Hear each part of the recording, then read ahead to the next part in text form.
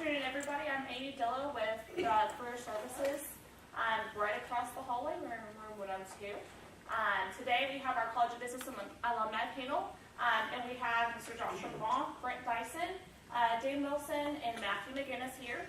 And we'll start, if you wouldn't just mind introducing yourselves, just briefly, kind of your background, your major, and what you currently do. I'm going to start with Matthew.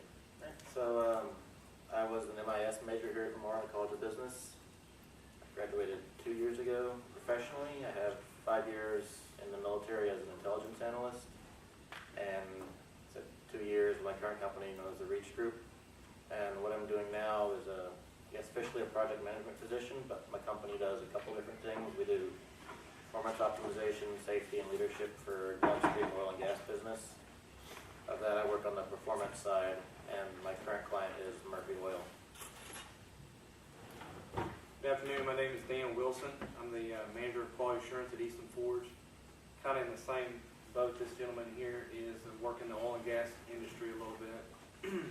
We make forgings, which a lot of people don't know what a forging is. If you think about the blowout preventer that blew out in the Gulf, or things of that nature, that oil and gas, the forgings and fittings and things that go into those components out there in the Gulf, that's what we're into. If you think of a train wheel on a train track, that's what we make. It's not melted steel, but it's forged into a shape. That's what we do. I started off in sales as getting my feet wet about a decade ago. Moved into engineering, and now I'm in the quality assurance part of it. So my business major was general business with an industrial engineer concentration, along with a business management degree. Afternoon, Brent Dyson, graduated my undergrad in 2004 in management. I just re-enrolled my first semester back, went for my master's in engineering. Background was retail. Graduated, planning on getting into retail. About had my fill after several years before and after my degree, so I kind of changed course and got into heavy industrial construction, marine construction. There's a boom right now, as we all know, that in this area, so it's been a busy time. It was a great move for me. I'm glad I waited and did not go back immediately for a business, an MBA, though I am taking MBA classes with this engineering degree. I've been with Bomac Contractors for 7 years. My name is Joshua Blown. I'm a CPA. I graduated Lamar University in 2008, my undergrad in accounting and business law. I'm very close to completing my master's, but have not completed my master's of science in accounting here at Lamar. I currently am the manager of Edgar Kuiper & Cross, a large accounting firm here in Beaumont. We have about 40 staff. I specialize in public accounting. Right now I'm doing a lot of mergers, acquisitions, reorganizations. I primarily focus on the tax side of the practice, not the audit side of the practice. Do a lot of business consulting, and we're also very busy with all the recent construction expansion that's going to take place. Thank you, Kevin. All right, at this time, I'll open the floor up to you guys to ask any questions that you may have. You do also have a sample sheet of questions again if you're not sure quite what to say or how to say it. That sheet may provide you with a few questions to ask. But in terms of asking your questions, just raise your hand. Stand up, introduce yourself, and you can direct your question to one of the panelists or all of the panelists if you choose to. And feel free to chime in if they're directed to one person. Okay? All right. Any questions?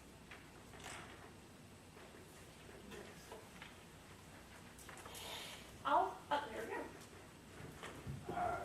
Joshua Flynn, I'm a senior with Josh, the CPA.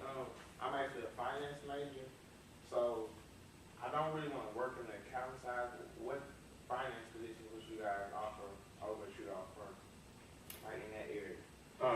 It's a very good question. It's actually, it's a growing part of our practice. We actually have between $75 and $100 million in financial accounts that are in management right now.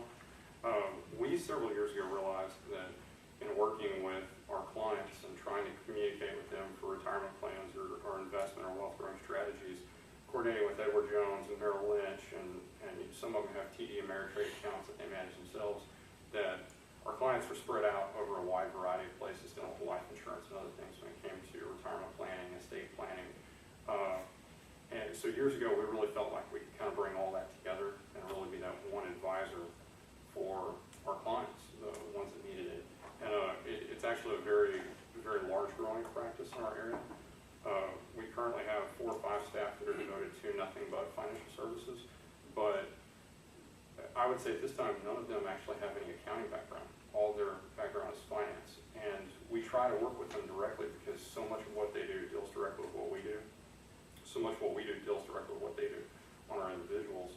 To have somebody that had a little bit more of an accounting background, it might help. It might help kind of merge that gap in our office.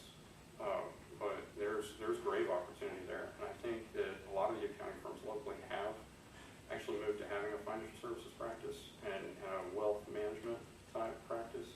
And I think we're going to continue to see it grow in this area. Now, do y'all bring in like junior analysts and things of that sort, like the students fresh out of college, to actually learn the accounting side? Because when I talked to a couple professors, they told me already that whenever you go to get your master's anyway, you're going to have to grasp all the accounting information anyway.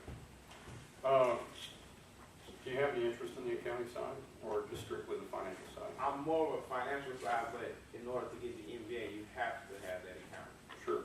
I would say on the financial side that right now, no, we don't really have any grooming type position available to bring in an intern or somebody that we could grow into that area. The people that we brought in haven't been interns per se, they end up becoming permanent hires. All the people that we've ever hired that have been an intern type level have ended up becoming permanent. And so at this time, I don't think we do. Any other questions? Hi, I'm Neil Bora. I have a question for Matthew. You said you graduated with MIS. Yep. What was your first move after that? My first position was, I guess technically called a data tech, it was essentially a data analyst role. My company, most of our guys work out in clients' offices, and we had one who just, the volume of data he was having to deal with was too much for one person. So when I started, I was actually the first person in my position, and it was just kind of all the data processing he'd do. He sent the information to me to run it and push back out to him. So that's the first out of school, that's where I started. Hi, my name's Trish. This question's for Brent. You said you had a retail management background and now you're going to pursue engineering. What exactly persuaded you to make such a drastic change? Or You know, I got out of retail. I went to school to manage retail stores and got out of that and kind of fell into construction on a controls side and loved it and got into the operations. Operations led me to more hands-on estimating, managing and executing work. And I just thought for me, a mixture of MBA classes is going to help, but to grasp the design portion of construction in my role will really help me. And so I made the difficult decision to go to more school and take some leveling courses and go for engineering. And I'm very glad I waited to get an upper level degree because an MBA would have helped me, but now I may have either gone to get a second or just taken some classes that I might not have gotten credit for. But I really recommend thinking hard.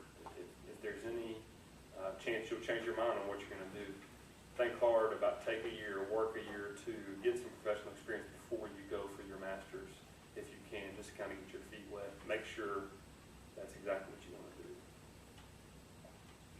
Any other questions? I have a question for you. In terms of students going to career fairs and networking events, what advice would you give them to help them better themselves whenever they go to talk to employers or apply for those positions? I'll start, the more you can do it, the better.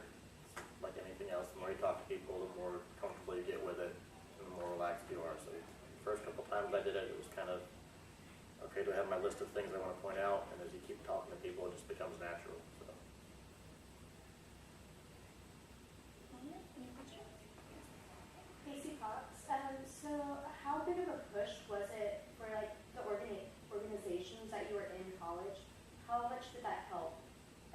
terms of getting a job, like out of college? How fast did it help and whatnot?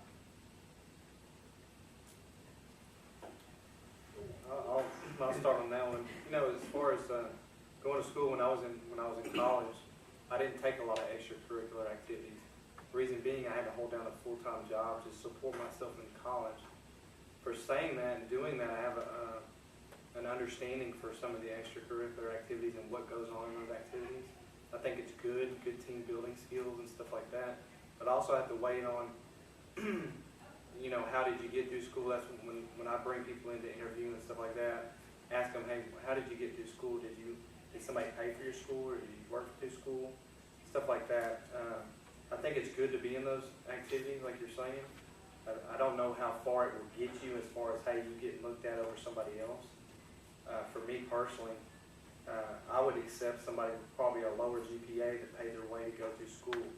The reason being that it shows dedication, hard work, and that you're independent. You don't have your mother or father or aunt or whoever paying that bill that you go to class and you go home and study.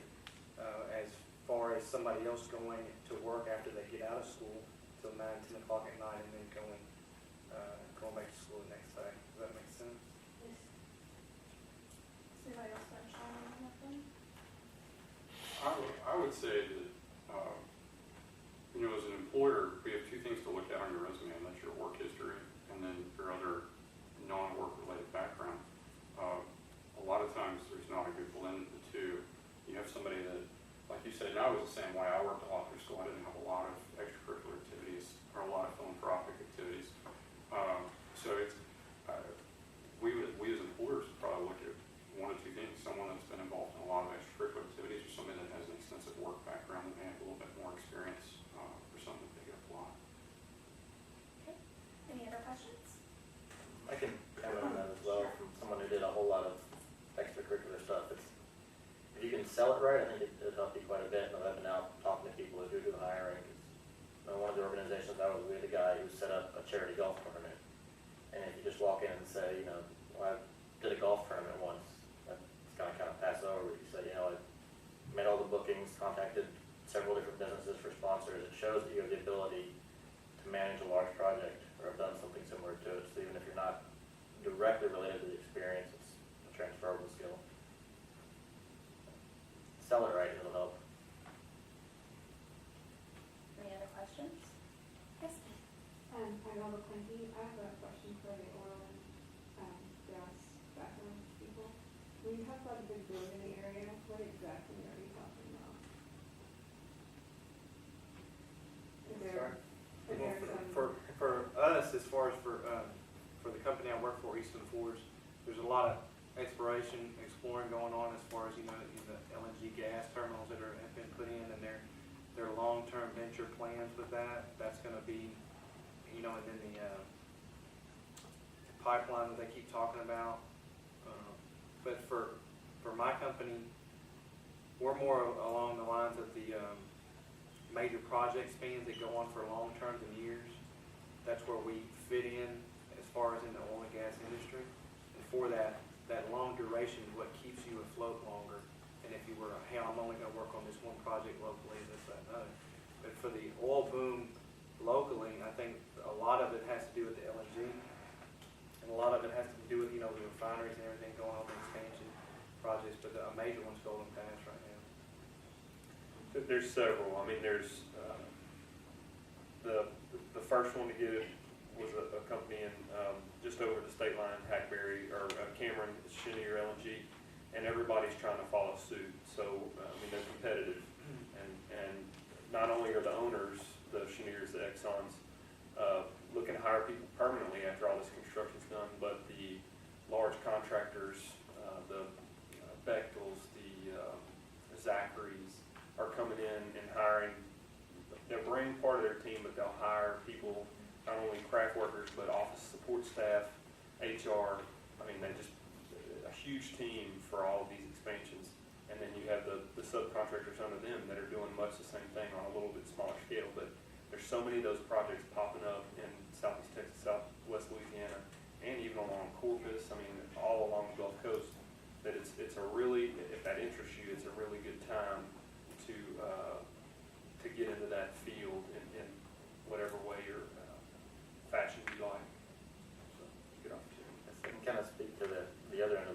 my company works more with the drilling operators.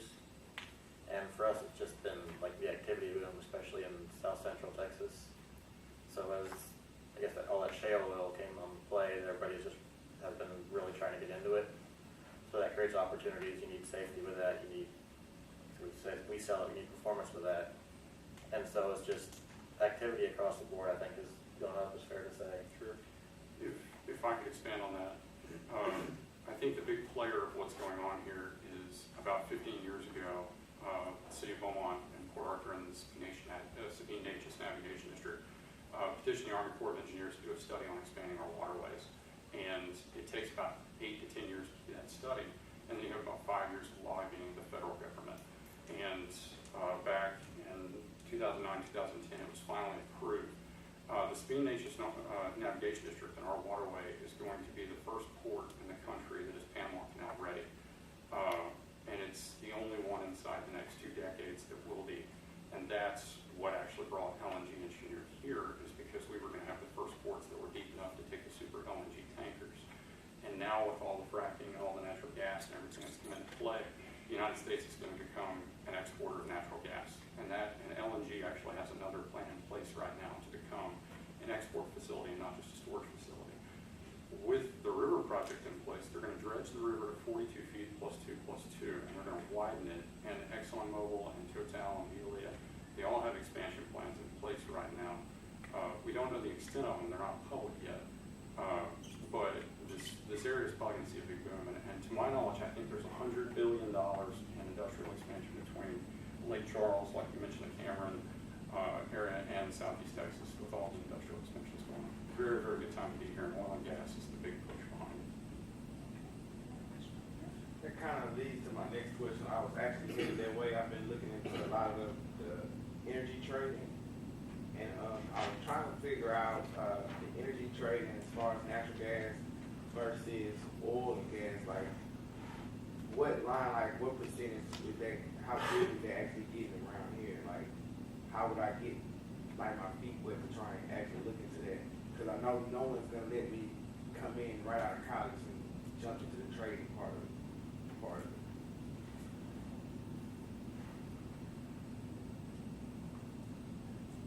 It's kind of my experience. Your first job is probably not going to be your dream job. Of course.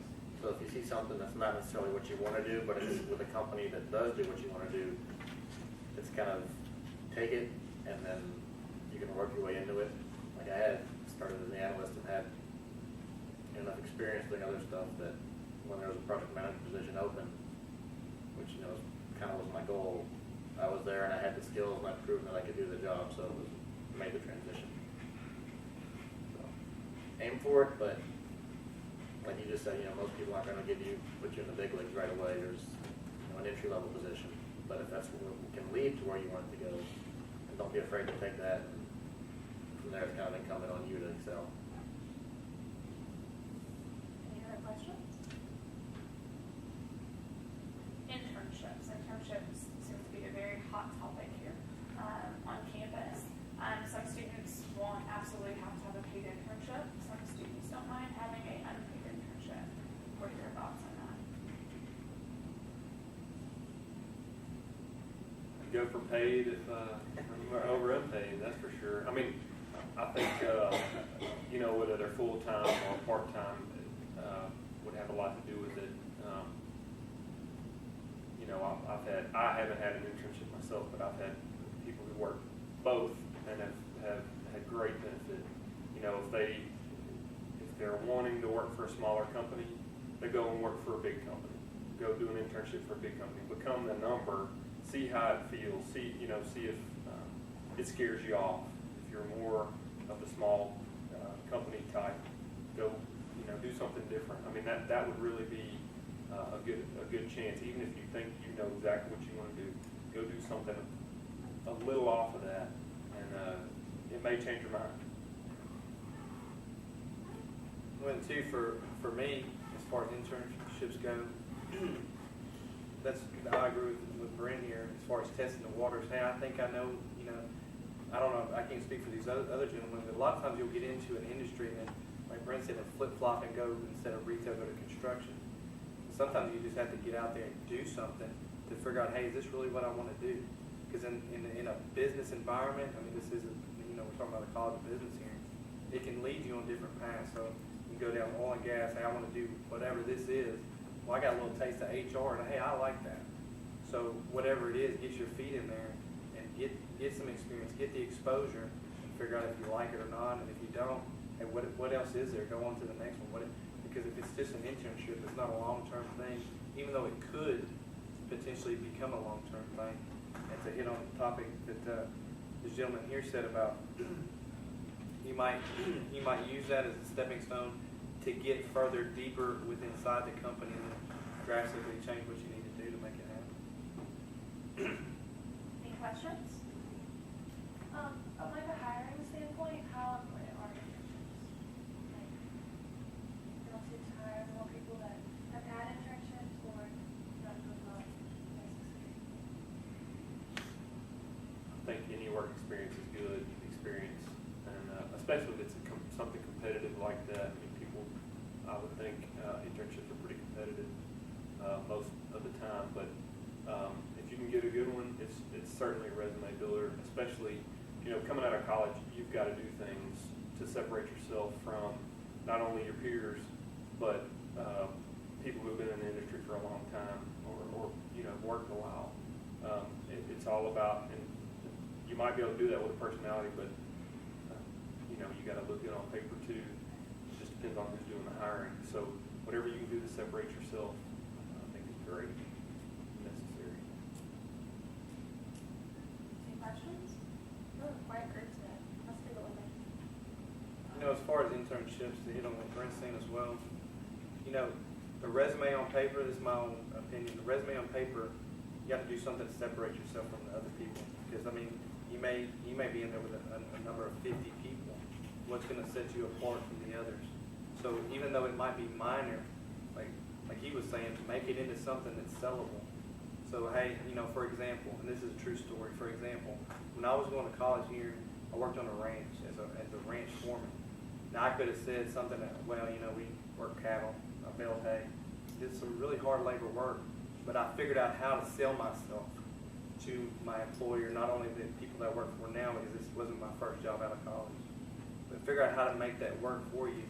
So, hey, I was a ranch foreman and I did this, I coordinated this, and I baled hay, and I mean, make it work for you. I had to call these people and get them out here to pick the hay up off the ground. And I had to do this, so it's actually making you roll into, it's like, hey, it's kind of like a project management, which it really is.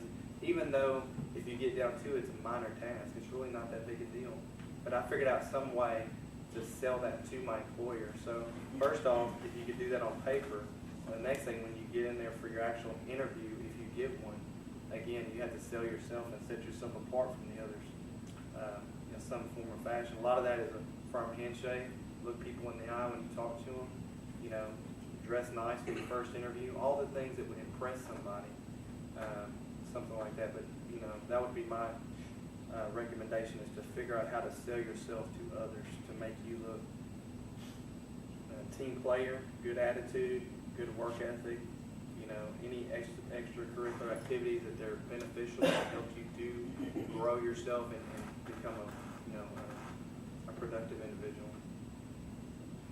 Any questions? With internships, I'm sorry, not internships, interviewing, are there any, in your hiring process, are there any pet peeves that you've come across with people coming into interview and maybe not knowing a lot about the company, or maybe just politics or habits or the way that they answer questions? Shall we talk a little bit more about that?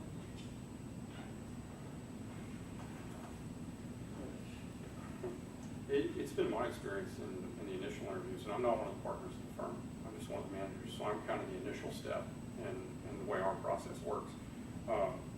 If I get a good feeling about somebody, I send them on to the next level.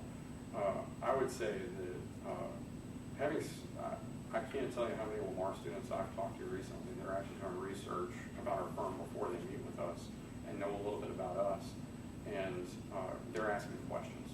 I would say them asking questions about us is very warming, very comforting, because it shows that they're taking an interest in the company, not just trying to get a job. And That's, as far as peeves, I haven't personally had any that I've come across. I would say, try to dress nice for sure, clean, just be on point, but leave opinions at the door. You never know who's gonna, you might be the best person in the world, but you never know who's gonna be on the other side of that desk and how opinionated they are, what their hot button issues are, politically, religion, anything like that. Don't, if you've got an Obama bumper sticker or a George Bush bumper sticker, park away from the door so nobody sees. I mean, really, because no joke, they will key on that. You know, just little things that'll turn an employer off. It can happen very quickly. So, but lateness. I mean, be prompt. Just present yourself well, and you'll be ahead of most people for sure. Question about degrees. I'm pursuing an accounting and an MIS degree. Do a lot of companies nowadays, prefer a master's, or do they encourage you to pursue a master's afterwards, or like with a double degree, would that be a good starting point, or would it be worth it to pursue? I don't know. So on an entry level, it's one of those things that might set you apart, but just coming straight out, for me, it wasn't necessary at all. So a lot of people I work with now are bachelor's level engineers. So some of the higher level people in my client's office have those graduate degrees, but a lot of it depends on what you're doing. So it is something you can put on a resume, but for me, starting as a data tech, it wasn't necessary. One of the partners in our firm actually double majored in accounting and MIS, and that's what got her in the door. Was we were growing to a size that we needed somebody that could help be our network administrator, but she aspired to be a CPA as well. And we've grown to the point that we've exceeded what she can do. But it opened up the door for us to be able to consult clients on their IT needs and IT issues as well. Accounting and MIS, personally, I can tell you, not just from locally, but from a Houston viewpoint also, is a wonderful pairing of degrees. I don't think you'll have any problem finding anything with that. Any other questions? In terms of going to career fairs and approaching an employer, do you think it's best for students to, again, do background research on the companies before they go, and maybe have a plan of action in terms of asking employers questions? Absolutely. Every career fair I went to, they always put out a list ahead of time. I had 2 or 3 targeted that I wanted to go talk to, and made sure I had some notes in my folder, my resume, and everything about them, and just had enough to start a conversation for sure, and know who it is there. Any questions? I hear you guys are going about the MIS degree. What about somebody pursuing a degree in CIS, Computer Information System? Do you think that they have it better ahead of the company than somebody with an MIS degree? Because we're more into technology, but a little bit of business. And over here at Lamar, they have a one-year program in the MBA. So if you have to get a CIS degree and an MBA, how do you think the opportunity lies more in getting a job? I think a lot of that has to do with what you're targeting, what's your goal, who are you looking at? Because if it's in my experience, the larger the company, the larger the firm, the larger amount of people are going to be applying for those jobs. Or if it's a smaller company like where I work at now, I don't think it would really matter that much. It depends on what are you looking at a Google? Are you looking at a small mom and pop shop in Beaumont, Texas, somewhere that's been in business for 100 years? Depends on what that playing field is and where you. And I know that's kind of hard to decide as far as being, it's very difficult to foresee some of that. But if you knew now that, hey, I want to go work for Google or some large corporation, then I would think maybe you would need to tailor yourself for that. Any other questions? Not really required. Okay. In of the job search, are there any tips that you would give the students on how to conduct their job search or conduct follow-ups? I would say, don't be afraid, the position is too small. If there's a company you like or a field you want to be in, don't let an entry-level position turn you off from applying for it.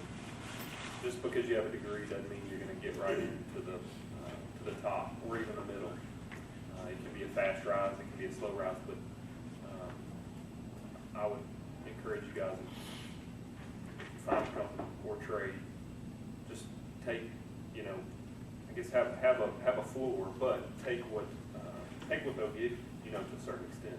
Experience, I mean, classroom's one thing, but getting real world experience in what field you want to be in is invaluable and is important. If you don't get the top tier, don't be discouraged. Just get your foot in the door. Go about it that way.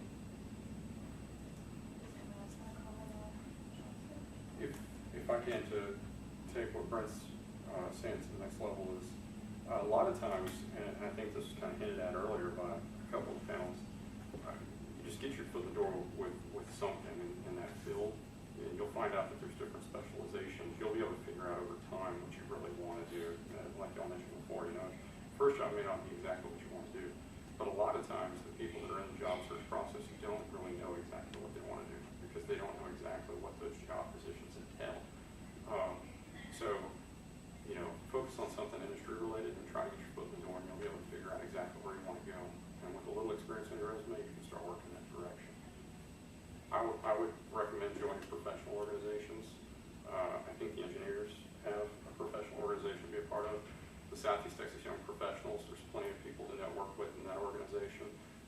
For us as accountants, the TSCPA, you can be student members, and it's relatively inexpensive. It's an opportunity to network and hang out and spend time with future employers. So professional organizations are a great place in the job search.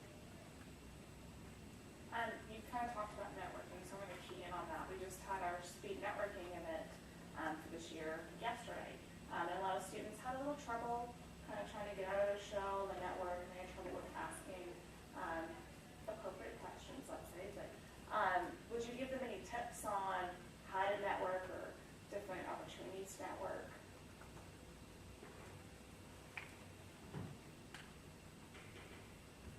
I think some of that is you need to shake off the shyness. Go up and don't be so sheltered. Not that you are, but I'm just saying, don't be afraid to walk up to somebody and just say, "Hey, how are you? My name is Dan Wilson. This is what I'm interested in," or whatever. Don't worry about what they're going to think about you or whatever. It's going to come out sooner or later. But if you say, "Man, I really would like to go talk to that guy over there," I'm going to use Google again, okay? But man, that's a big company, and I just don't know what they're going to think about. Just go in there and meet the guy. Shake his hand, look him right now, and tell him who you are. And just tackle it head on. That'd be my biggest suggestion. Because if you don't ever speak up, and if you don't ever ask a question, then you may never know, and you may never get that shot. That was just a question about like Indeed and Monster and all that kind of stuff, LinkedIn. How often do your companies use those types of websites to find employees, or do y'all do more kind of direct third party, if you're a staffing agency, or just direct hiring in your office, or do websites play a big part in your hiring process? Or? I guess from my experience searching for a job out of college, LinkedIn was a black hole for me. I did find my job through actually the MIS department. They run a Facebook group and professors are posting jobs, and so still kind of a job board, but I treated, when I was like my last 9 months of school, I basically treated job searching like a job. I spent a couple hours a week to tailor resumes, send them out, and just don't be afraid if nothing comes back. Some of them, find a spot on LinkedIn, say, "Oh, this is awesome, I get this," and hear nothing. Quit searching for a week, but the numbers game, I think. The more you do it, the better you get. One, at your resume, it's selling yourself and your resume, and then two, you just learn how to interact with that.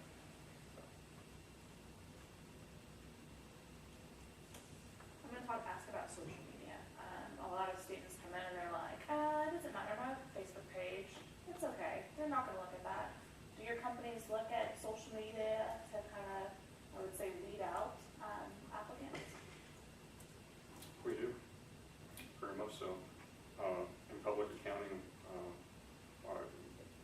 with such a high level of ethical requirement, being CPAs, and our primary focus is to protect the public, and seeing people out, spray painting the town doesn't really establish good rapport amongst your clients and your future clientele. And so yes, we actually do review Facebook, so to get an idea. Any other questions? If I can kind of Sure. tack on to what Josh said there, Google yourself. Most companies, when I was started, I worked in my company's office. The HR ladies were just across the hallway from me. Sometimes they'd find something crazy and they'd hear them laughing and go see this candidate who was no longer a candidate with something crazy posted. So just start in, Google yourself plus Lamar or plus the town you grew up in. Just actively search for what's out there for you because that's what they're going to find. So if you find something, then they're going to find it. When you talk about finding something, what is that? So, before I came here, I kind of did the same thing. I took Matthew McGinnis and searched it, and my LinkedIn profile came up, and Facebook profile came up. So it's just, that's the quickest way to figure out what's out there publicly for you. Okay. So, Any tips on, cleaning up on Twitter or Facebook or any of the social media profiles for students before they begin their application process? I would say just try to be neutral politically. Anything hot button, just if you can just try to keep all that to yourself, especially while you're searching for a job. Don't let any of that be known because you can turn people off in a heartbeat with any number of things. I'm of the thinking that I'm old school, but no social media is good social media. So I'm anti all that. So because you not only you have yourself to worry about, but your dumb friend that's going to put something out there and tag you or however that works. There's some of that stuff can kind of lead back to you undeservedly. So if you're going to have it, great, make it private. Just be careful because we don't use it as a selection. We wouldn't do it up front, but we've had people get in trouble after the fact. Existing employees get in trouble for posting proprietary information, a video of a piece of equipment, in some cases, on their Facebook page. Well, you're not supposed to do that in a certain facility or it's proprietary. There's a lot of things that can get you in trouble, so just be careful because something like that can impact your professional life greatly, and does often, I think. Last question. Any questions? No? All right. Let's thank our panelists.